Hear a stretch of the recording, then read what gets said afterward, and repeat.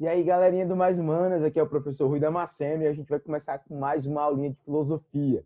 A gente está na unidade da apostila que remete ao pensamento racionalista, né? Na última aula, a gente viu um pouco do pensamento de Spinoza, agora a gente vai ver um pouco do pensamento ou da filosofia de Leibniz, ok? Vamos lá, galera. Leibniz é um racionalista, é um filósofo, é um matemático, ele é alemão, foi um alemão, né? E ele é um cara, assim como Blaise Pascal, outro racionalista muito importante, tá? Um dos apropriadores do cálculo matemático, né? Ele desenvolveu a filosofia, inclusive na idade moderna, a filosofia estava muito associada ao pensamento matemático, principalmente os racionalistas. Quanto mais matemático o sujeito era, parecia que ele tinha uma tendência maior ao racionalismo, exatamente por essa característica do pensamento matemático. A ciência matemática, considerada uma ciência exata, ela é uma ciência altamente dedutiva, melhor dizendo, plenamente dedutiva. Então, a função do racionalismo, o papel do racionalismo, ou melhor dizendo, a característica marcante do racionalismo, é exatamente a de valorizar os processos racionais do sujeito. Como os sujeitos desenvolvem a mentalidade do raciocínio, da racionalidade pura, né? E como o conhecimento é dependente dessa coisa chamada razão, que para muitos é algo enigmático e para outros é algo óbvio e desencadeado de um processo inato dos seres humanos. O racionalismo, então, seria uma habilidade inata, um dom natural dos seres. Leibniz, como um bom racionalista, também acredita dessa forma. Uma curiosidade interessante sobre o próprio Leibniz é que ele desenvolveu o cálculo matemático Newton, muito parecido com o que Newton estava fazendo na sua mesma época, né? Eles eram contemporâneos. No entanto, Newton parecia ser um cara com um preciosismo maior e não revelava como ele estava desenvolvendo seus cálculos. Já Leibniz, né, divulgou, né, os cálculos matemáticos, inclusive ficou conhecidíssimo por isso, inclusive também por ter desenvolvido uma calculadora mais moderna do que a calculadora que Blaise Pascal tinha desenvolvido. A calculadora do Leibniz fazia as 4 operações. Tá? Então é o seguinte, Leibniz organizou no seu espaço, no seu tempo, na região prussiana, né, que é a região do reino germânico, ou dos reinos germânicos, Leibniz organizou, né, contribuiu com a construção ou organizou a Academia de Ciências Prussiana. E ele foi o presidente dessa academia durante muito tempo, que permaneceu aberto durante aí vários séculos até a chegada dos nazistas, né, que decidiram aí fechar com a Academia de Ciências Prussianas inaugurada, aberta por Leibniz, né? Leibniz, só mais uma curiosidade, aí também, Leibniz foi considerado um dos filósofos mais solitários da história, morreu sozinho e esquecido. Parece que a única pessoa que estava presente no seu funeral foi o secretário dele. Meio Brás Cubas esse cara, né? Então, gente boa, o que é primeiro? Vamos dar uma retomada. Leibniz é racionalista e ele entende que a mente ela não pode ser percebida, nem os ditames da mente, nem as ações mentais, nem os processos mentais podem ser percebidos como algo material. Tá? É como se você estivesse dizendo o seguinte, o Leibniz afirmava, tinha a ideia de que por mais que você investigasse a mente, o pensamento e as ideias, você nunca ia encontrar uma fonte concreta, empírica, que justificasse a existência do pensamento, a existência da racionalidade humana, né, da capacidade racional humana. A ideia é que o ser humano ele sempre está pronto para pensar. A mente humana ela é cabalmente feita para pensar. Uma coisa interessante entre todos esses racionalistas que a gente andou estudando ultimamente, Descartes, Spinoza, agora o Leibniz e depois o Blaise Pascal, todos eles tinham um certo flerte com a ideia de Deus ou com uma entidade divina, que seria uma espécie de suprassumo racional. Então, a racionalidade apontava necessariamente, né, o racionalismo moderno necessariamente apontava para uma espécie de inteligência ou neutra ou ativa, né, que está para fora dos sujeitos e que gerencia, administra e colabora com todos os outros processos mentais, né, colocando o ser humano como um segundo ser numa hierarquia. A gente vai ver isso mais para frente. Mas, para deixar bem claro, Leibniz entendia que era impossível você perceber um dado material da mente, um dado material da ideia ou um dado material do pensamento. Tudo isso seriam características, habilidades inatas da mente humana, ou seja, vem com o ser humano já nasce com essa potencialidade, o ser humano já nasce com essa capacidade de raciocinar puramente, né? Ele era um crítico ferrenho do empirismo, que é exatamente a corrente oposta à do racionalismo. A gente viu um pouco do empirismo quando a gente estava estudando Francis Bacon, e daqui a pouco a gente vai retomar, né, nas próximas aulas, o pensamento dos empiristas. Tá? Vocês podem perceber que eu estou indo um pouco além do que está na apostila, né, porque são muitas informações e às vezes é difícil a gente garimpar qual seria a melhor para não deixar a aula superficial para vocês. Mas fato é que Leibniz era crítico ferrenho das proposições empiristas, principalmente de Locke. Ele escreve um livro para refutar a obra de Locke, e ele conclui o livro e deixa ele pronto para lançar em 1704, que é o ano da morte de John Locke. E ele decide não publicar essa obra em respeito à memória do colega filósofo, né? E a obra só foi, então, publicada aí 60 anos depois, né, da sua edição, da sua elaboração. Leibniz não era um cara de muitos amigos, né, mas ele foi cortês. Por que ele batia de frente com o John Locke? Bom, é porque o Locke entendia que o ser humano era uma tábua rasa e que a gente não nasceria com ideias inatas. Pelo menos era assim que o Leibniz fazia a leitura do John Locke. Sabe-se que John Locke não dizia exatamente isso, né? E não é que nós não tínhamos nada de inato, mas aquilo que nós tínhamos de inato eram apenas as condições para o desenvolvimento da mente, que só poderia ser desenvolvida a partir do contato com a experiência. Mas o que importa é que Leibniz vai bater de frente com isso e vai dizer: tudo necessário para o desenvolvimento da mente está na própria mente. O homem já nasce capaz, com essa capacidade inata do raciocínio, da evidência racional, lógica e dedutiva. Né? Para Leibniz, ao contrário de para Locke, a mente é ativa em si mesma. E não é que o conhecimento vem da experiência. A experiência é apenas um veículo de fortalecimento do conhecimento humano já inato ao ser. As coisas materiais não podem gerar as coisas imateriais. Logo, como o conhecimento é imaterial, como o pensamento é imaterial, como a razão é imaterial, Leibniz entende que era impossível que a experiência gerasse o conhecimento em si mesmo. No máximo, para Leibniz, a experiência favorecia o homem a se encontrar com o conhecimento que ele já tem, né? Que já está pronto dentro dele, como se fosse apenas um desenvolvimento, né? Uma estruturação organizada desse conhecimento que já é inato ao sujeito, ao ser humano.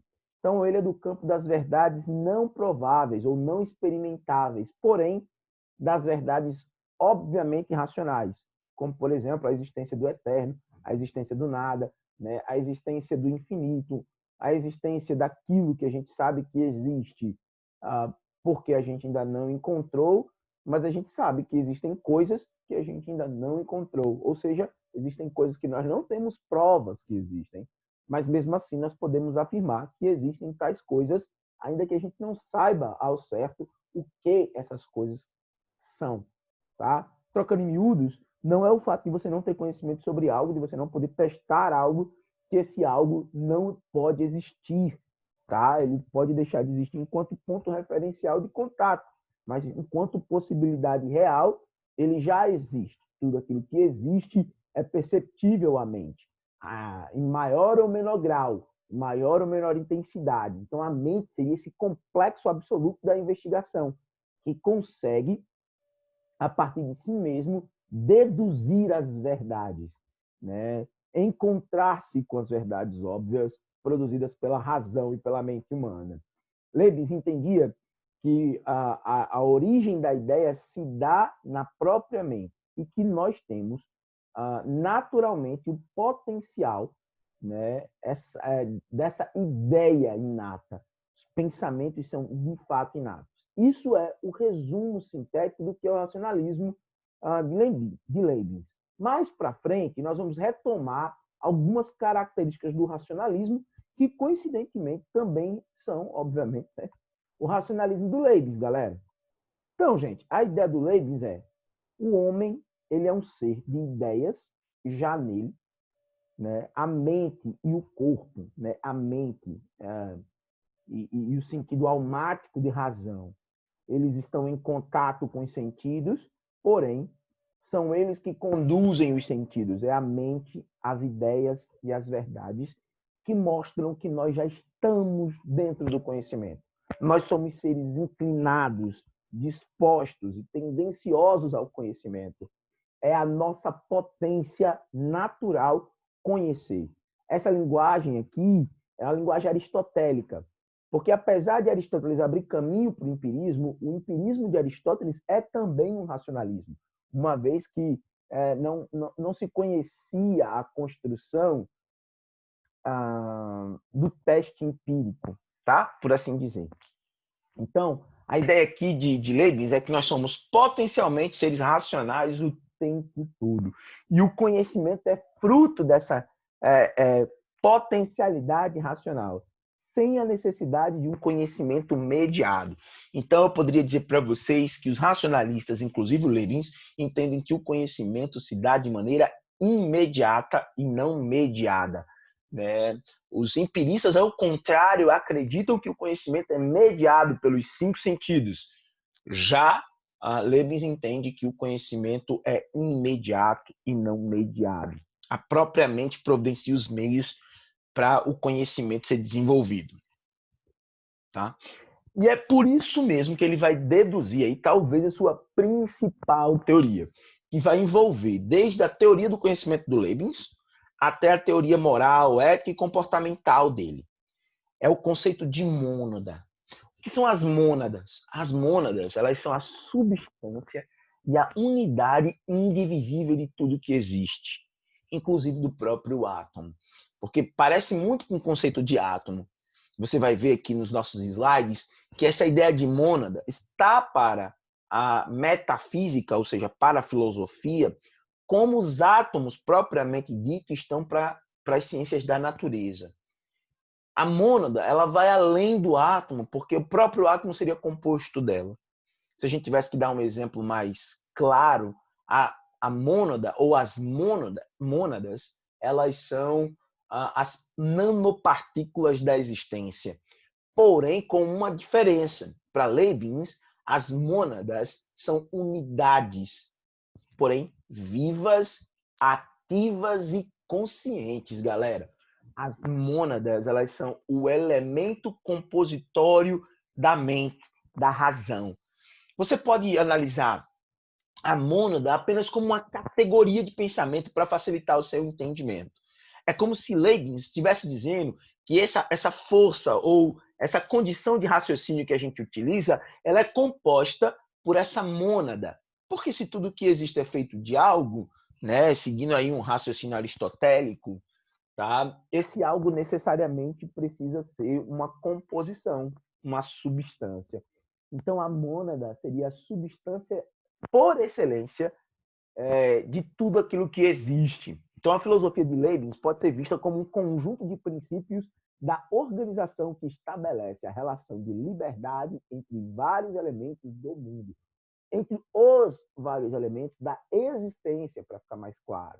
Então, para Leibniz, é a possibilidade de se estabelecer uma relação lógica que é organizada através do pensamento matemático. Gente, o que é um número? Eu tenho batido sempre nessa tecla porque o número é um presente da racionalidade para o ser humano.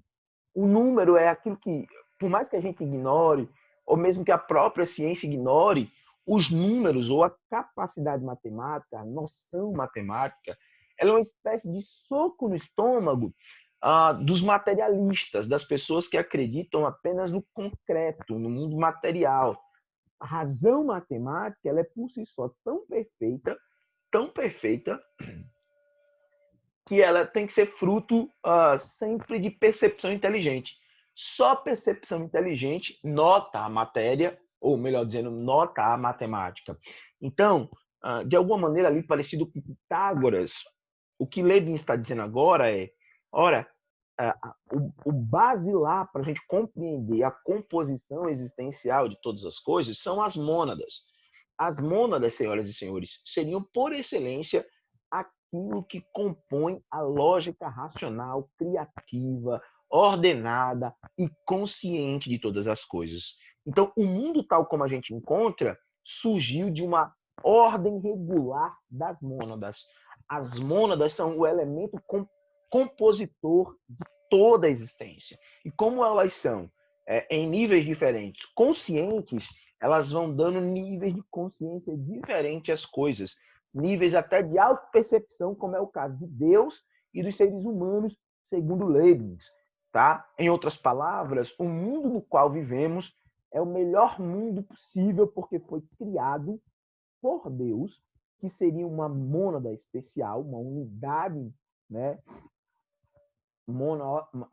de mônada especial, autoconsciente, perfeita, que de livre vontade, entre as várias opções da existência, escolheu, deliberou que entre tudo que existe de bom, ele escolheu a melhor opção para a existência de todas as coisas. Então, Deus seria uma espécie de mônada especial, um conhecimento especial, uma ação, certo? Uma unidade perfeita, ativa, viva e consciente, que utilizou a razão para construir tudo aquilo que existe. Então, a mônada, ela é a própria razão criando a razão para os outros seres da existência. Parecido um pouco com Spinoza, né, Leibniz vai ter uma pegada meio panteísta também, uma vez que Deus é a própria mônada da existência. Porém, mais para uma questão de uma psicologia, né, um panpsiquismo, uma mente universal.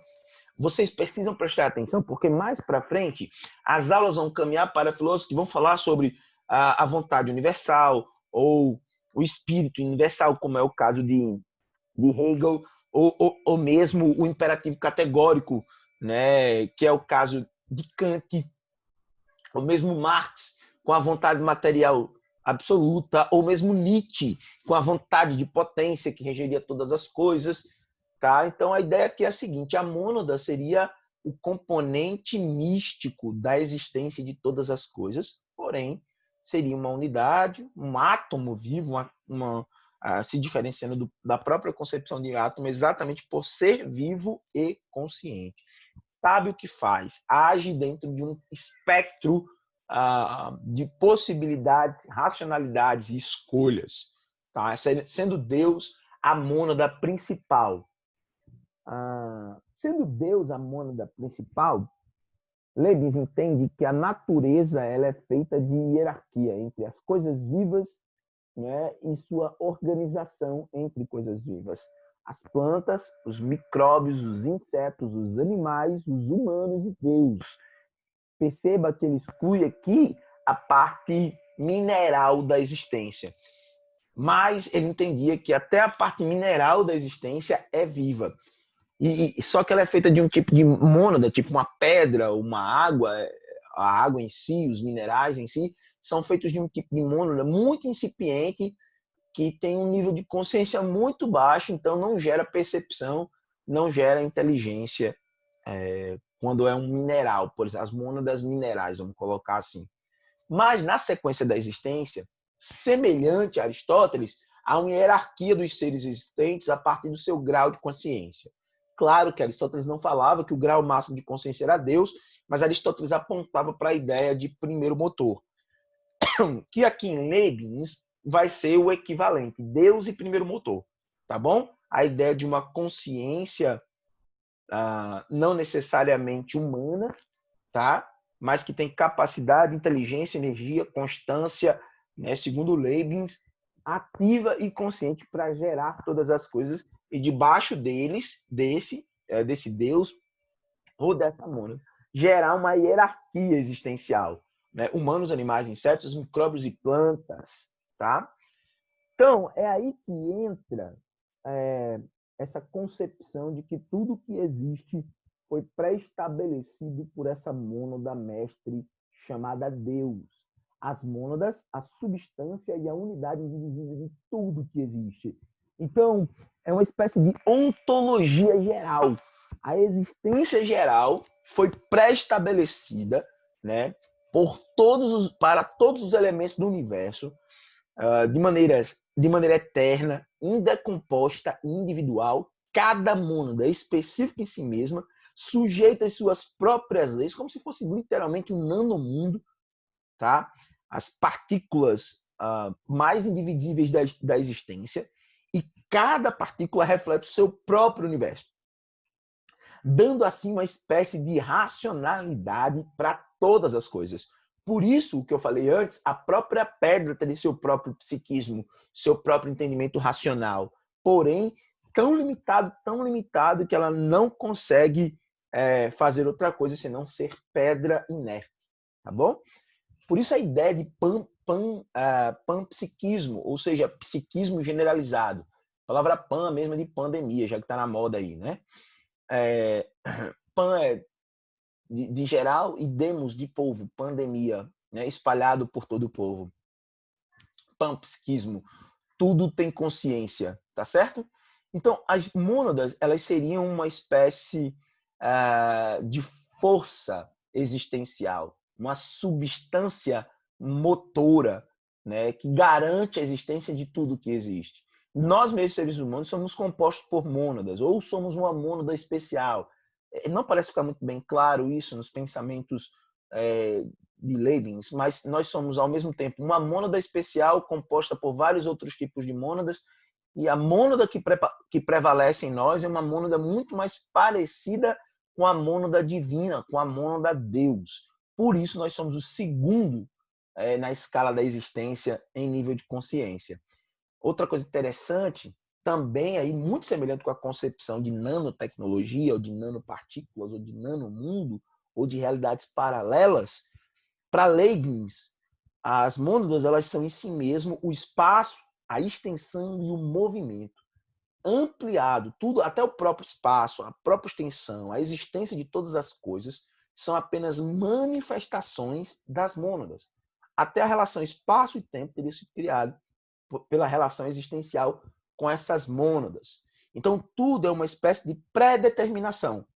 Tudo é uma harmonia pré-estabelecida. Agora, com essa racionalidade, né, dessa mônada superior que seria Deus. Então, você pode se perguntar, ou deveria se perguntar, se é tudo pré-determinado, então não haveria aí a questão da livre escolha, da livre consciência. Bom, não é bem assim. A gente vai ver isso a partir de agora, né? A gente vai analisar um pouquinho o que seria essa ideia da concepção ética, do comportamento. Existe ou não existe livre-arbítrio, ou livre razão, ou livre consciência na filosofia do Leibniz, enquanto seres que são compostos por essas mônadas que predeterminam todas as coisas, né? Nós respondemos a nós mesmos, mas de maneira já pré-organizada, pré-programada, vamos colocar assim, tá bom? Então vamos lá. A mônada, a composição do ser humano, é isso que significa a expressão antropologia aí, e a ética de Leibniz, tá bom? As mônadas não são necessariamente insignificantes em tamanho. Elas podem ser, por exemplo, como um ser humano por inteiro, tá bom? E aí essa mônada, ela tem livre-arbítrio, né? Essa mônada, ela tem livre agência, livre consciência. E como todas as mônadas têm essa livre agência, essa livre consciência, essas mônadas, então, dificultam a distinção entre coisas vivas e coisas não vivas. Tudo estaria vivo. Tudo é genericamente composto dessas mônadas. Deus seria também essa mesma mônada, ou uma mônada. Só que a existência de Deus, ela é notória exatamente porque ela é a mônada que prevalece sobre todas as outras mônadas. Deus está, através da sua própria razão e vontade, se relacionando com todo o universo. muito provavelmente sendo a mônada que pré-estabelece tudo que existe. Então Deus seria a mônada chefona, a mônada mestre que criou todas as outras mônadas ou que predeterminou a existência de todas as outras mônadas, inclusive seu processo de comportamento. Como tudo é composto por mônadas, não dá para a gente ficar fazendo essa distinção entre o que é vivo e o que é morto. Se não dá para ficar fazendo essa distinção entre o que é vivo e o que é morto, então todas as coisas seguem um programa. Se todas as coisas seguem um programa, então o mundo não pode ser alterado. Nós estamos apenas respondendo à natureza, muito parecido com o que a gente viu na aula de Spinoza, quando se refere à ideia de que Deus está em tudo, logo tudo é Deus, logo nada é livre de fato. E aí Spinoza vai dizer, não, mas nós somos responsáveis pelas nossas ações porque nós conseguimos interpretar as nossas ações. Leibniz vai dizer algo parecido, né? A partir de então, quanto melhor qualificada essa mônada, né, que é ativa, consciente e age em diferentes níveis de inteligência, então as mônadas têm níveis diferentes de inteligência. Quanto mais diferente for o nível de inteligência da mônada, o que é que vai acontecer? A mônada, ela vai qualificar os seres. Então, o tipo de mônada que prevalece em nós, seres humanos, nos coloca bem no nível da hierarquia da existência.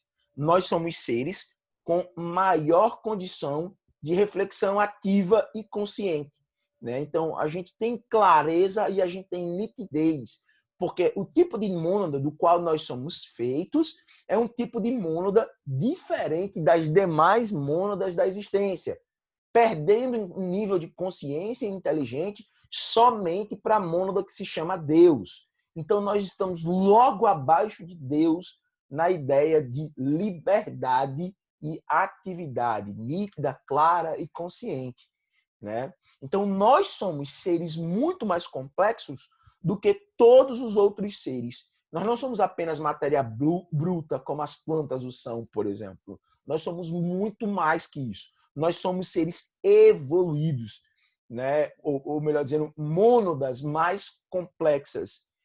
E prevalecem em nós as mônadas que são mônadas mais inteligentes, mais autônomas. E por prevalecer em nós esse tipo de mônada, nós somos diferentes dos outros seres, porque nós temos um nível de consciência muito maior do que as outras coisas que existem, mesmo as plantas ou mesmo os animais mais inteligentes que não são humanos, são inferiores a nós, porque nós somos de um tipo diferente de mônada, muito mais parecido e muito mais próximo com a mônada chamada Deus, né? Para que serve tudo isso, hein, galera? É o seguinte, gente, é para dizer que nós temos um nível de consciência e racionalidade que não se encontra explicação empírica e que necessariamente para esses caras essa consciência que a gente tem, esse nível de inteligência que a gente tem, veio de fora. E como os caras não queriam mais ficar falando em deuses, né, na mitologia grega ou na mitologia romana ou na mitologia nórdica, os caras começaram a falar sobre outros nomes para aquilo que a gente chamaria na religião apenas de divino, né? Então agora o divino deixa de ser um espectro divino e passa a ser um espectro racional. Então, em outra linguagem, o que Leibniz está dizendo é: nós somos seres compostos de inteligência e racionalidade. É isso que o Leibniz está dizendo, tentando aí não dizer que essa mônada seria o Deus cristão, por exemplo, ou o Deus do catolicismo, por exemplo. Então, nós estamos aí num nível acima, né, das mônadas que compõem pedras, minerais, vegetais e animais. Nós somos de uma qualidade superior em mônada, estamos muito próximos a Deus. Então, a mônada dominante determina o nosso potencial de intelecto. Então, nosso potencial intelectual é determinado porque nossa mônada é diferente de todas as outras mônadas. Por assim dizer, senhoras e senhores, nós somos o ponto fora da curva. Os seres humanos são mônadas fora da curva. E Deus é a mônada sobre todas as mônadas fora da curva. É como se Deus fosse o criador das mônadas fora da curva e o criador da própria curva. Estando ele, então, acima da concepção de curva, de perfeição. Ele seria o modelo dessa perfeição. Tá certo? Segundo Leibniz. Vamos lá, gente. como nós somos determinados pela nossa própria condição e potencial, né, e liberdade de consciência, a ação humana, tá? Ela é baseada em causas eficientes. O que é uma causa eficiente? Determinada por outro, feita por outro, tá? Se é eficiente, foi feito. O agir do ser humano é um agir próprio da condição da existência, tá? É um agir próprio da construção do ser humano, do indivíduo. Sem essa concepção do que seria a nossa anterioridade, nós dependemos de outras coisas para existir. Nossa vontade também depende de outras coisas para existir, tá bom? Então, o agir dentro de uma cadeia de causalidade no mundo natural, nós somos como as leis da natureza, tá? Somos contingentes. Para a gente poder tomar decisão, uma série de outros elementos tem que ter acontecido antes de nós. E as nossas decisões são interpretativas, tá? Então, tudo tem uma causa pré-determinada para existir, certo? Bom, essa série de causas pode dar a impressão de que nós não temos liberdade nenhuma. Contudo, do lado das causas eficientes, existem as chamadas causas finais. Perceba novamente aí a semelhança com o pensamento de Aristóteles, com a ideia de causa final, causa material, causa eficiente, tá bom? Causa contingencial, tá certo? A ideia aqui é a seguinte: se nós somos feitos para tomar decisões, ou seja, nossas causas morais são eficientes, porque existe uma predeterminação das mônadas, tá? Nossas ações também têm objetivo. Como elas têm objetivo, então há uma infinidade de pequenas inclinações, de disposições da nossa alma que conduzem o nosso agir presente. A gente faz baseado em vontade. A gente faz baseado em desejo. Assim como Nietzsche vai desenvolver essa mesma ideia com o conceito de vontade de potência, ou mesmo o voluntarismo que nasce ali com Schopenhauer, com o próprio Nietzsche, que é a ideia de uma vontade que tem dentro de nós como mônadas, segundo Leibniz, voltando para Leibniz, como mônadas conscientes. Nesse sentido, as nossas escolhas tornam-se as determinantes das nossas ações. É um jogo de dependência, de interdependência. Nós somos determinados pelas mônadas, no entanto, como essas mônadas são inteligentes, nossas vontades ou nossas finalidades determinam nossas ações. Então, para Leibniz, é como se a gente fosse determinado por nós mesmos. Nós somos determinados por nós mesmos. Nós agimos baseados em nós mesmos. As nossas ações nos impelem por nossos desejos e vontades, né? São impelidas pelos nossos desejos e vontades. Então, não é uma arbitrariedade, tá? Mas também não é uma ação isolada. Tá? É uma conexão de vontades. Então, Leibniz acredita no livre-arbítrio. Porém, um livre-arbítrio que é contingente, ou seja, não é por si só independente, depende do outro. É espontâneo, tá? A gente quer, mas também é refletido, é consciente. A gente pensa no que está fazendo. Nós somos um tipo de mônada que pensa sobre o que age, que pensa sobre o que faz. Então, nós não podemos ser simplesmente influenciados por eventos externos. Nós não somos mecânicos. Já em Spinoza, dá essa ideia de que nós somos mecânicos. Mas aqui, como a mônada é inteligente, ela não reage ao ambiente apenas influenciada pelo ambiente, mas ela realiza seu próprio potencial dentro do contexto, dentro do ambiente. Isso é o que a gente vai chamar de livre vontade, de livre agência, mas também está baseado mais na capacidade de interpretar o que acontece para poder agir em relação a ele. Logo, eu posso dizer para vocês que Leibniz, de fato, entende que a mente organiza e armazena conhecimento. Depois, a mente, né, a mônada, ou a mente, né, ou a condição existencial do ser, organiza o que está acontecendo, sistematiza, muito parecido lá com René Descartes, né, os passos para o conhecimento de René Descartes, organiza e acumula esse conhecimento guarda esse conhecimento, armazena esse conhecimento e atribui significado a esse conhecimento, né? Então, a gente dá significado ao que é a dor, o que é o amor, o que é um prédio, o que é uma casa, o que é um carro, o que é tempo, velocidade, tudo isso a partir das nossas reações mentais, né? Sendo assim, as ideias que nos são inatas dão à mente um papel ativo e não só inconsciente. Existe muita coisa que é inconsciente, que a gente não percebe, mas isso não anula a atividade mental. Tá? É uma disputa, a gente vai ver um pouquinho mais na frente, que vai necessariamente influenciar o surgimento da própria psicologia, da psicanálise e das ciências sobre o nosso inconsciente, né? Nós temos as ideias inatas e o papel da mente, segundo Leibniz, é altamente proativo, é ativo e não apenas reativo, nem tampouco passivo à existência, tá? Nós operamos racionalmente, né? Nossa mente produz observação analítica, nossa mente produz conclusão, dedução lógica. O método do racionalismo é sempre dedutivo. E a partir daí, a gente consegue construir a nossa argumentação livre. Tá? A partir de então, a gente consegue fluir na percepção do conhecimento humano. Tá? Como é que o conhecimento humano se organiza? A partir de dedução, análise, dedução e argumentação, né?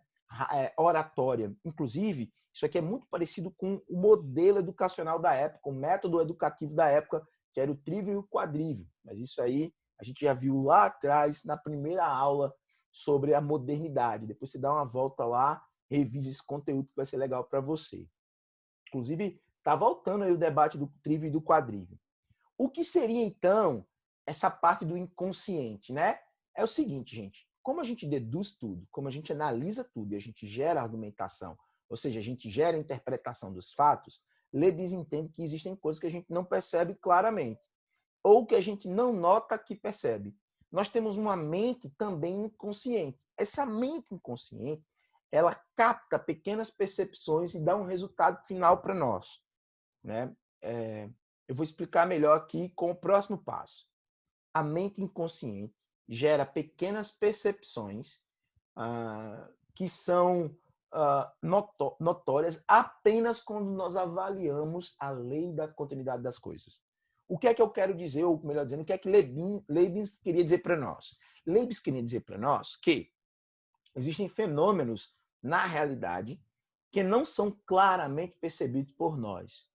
Porém, a nossa racionalidade, né, por causa da inteligência da mônada, ela ignora os elementos que são imperceptíveis e cria uma percepção geral da realidade.